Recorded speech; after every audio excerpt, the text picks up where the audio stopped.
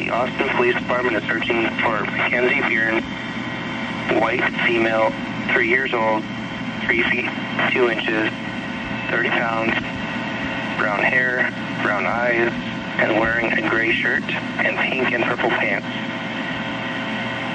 Police are looking for Brian Byrne, white, male, 37 years old, 6 feet 4 inches, 220 pounds, bald, brown eyes, and wearing a red shirt and black basketball pants in connection with her abduction. The suspect is driving a silver 2012 Toyota Tundra with a Texas license plate number of BP70978. The suspect was last heard from in Austin, Texas.